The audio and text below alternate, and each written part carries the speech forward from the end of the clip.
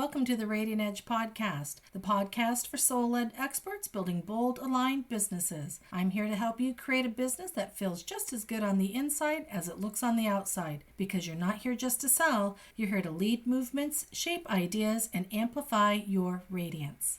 I'm Wendy Burge. Welcome to today's episode. Today's topic might feel a little bit soft, but it's a potent conversation I've been wanting to have for some time about releasing the habitual need to prove your worth, especially through work, performance, or emotional labor. If you've ever felt like your to-do list is secretly a ladder towards being enough, you're in the right place. So what is a proving pattern?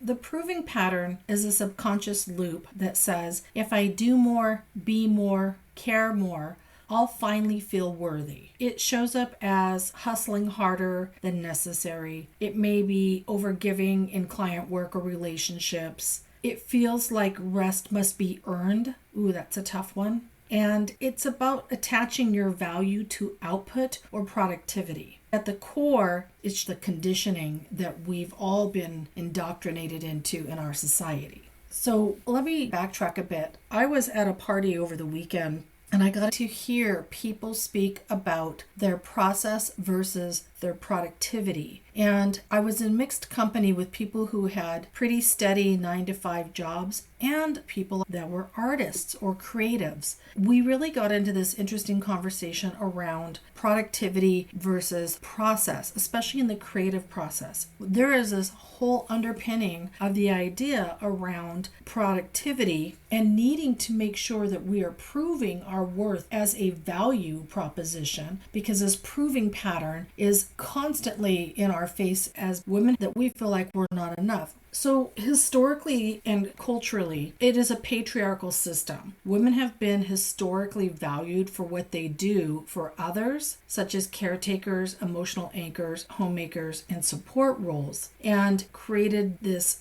disconnect. It's really put our own worth as being tethered to service, pleasing, and silencing our own needs in favor of others' comfort. That is a constant conditioning girls get early on. The second place this becomes relevant is we live in a capitalistic productivity culture. Capitalism rewards output, not being. This output is especially dangerous. Women internalize this as a personal trait because rest becomes guilt-inducing unless it's earned through burnout. I can tell you over my many years of business, the amount of women I've known that have had to step away from their businesses because they've had endocrine issues, they've had heart issues, they've had female reproductive issues. They have pushed themselves so hard that they were now forced to rest. And that became a real challenge mentally, because when they had to stop doing, they found themselves in a place where their value of being now felt like they were broken and a commodity. Inside of our modern entrepreneurship pressures, you'll see the digital business space amplifies this message, and it leaves a lot of women depleted. We have to show up every day or lose relevance, that you have to prove your value before someone buys from you. We equate visibility with value and feel behind if we're not constantly producing. This becomes problematic because it is definitely costing us individually and collectively. Like I just referenced, it is tied to health issues such as chronic stress, adrenal fatigue, sleep dysregulation, and even more serious issues like I just shared, specifically with women. There is a cost on our creativity because ideas don't bloom in overdrive, they bloom in spaciousness. So being asked to constantly produce means that we're limiting our ability to be creative. Our emotional bandwidth becomes compromised because the proving pattern leads to resentment and burnout, especially when we're over-delivering in business. It's a very common problem where people don't know how to manage expectations or boundaries, and there's over-delivering to compensate. And the final place this costs us is within our intuition. You can't hear your own inner voice when you're performing. When there's this need to constantly create output, there is no spaciousness to listen and trust yourself, that intuition and knowing what is right for you becomes downplayed because there's a sense of pressure to keep performing. This shift I want to propose, and I am leaning into this year, is vital for women, specifically in business, because this isn't just about self-care anymore. This is about personal sovereignty. And for many reasons, women's autonomy is being compromised. And when we unhook from the proving pattern, we can reclaim time and energy back in a factor that allows us to function and flow in our own divine feminine, in our own cycles and seasons. We also have the opportunity to raise our prices when we trust our value, so we can make more money by showing up in our integrity and in our own authenticity.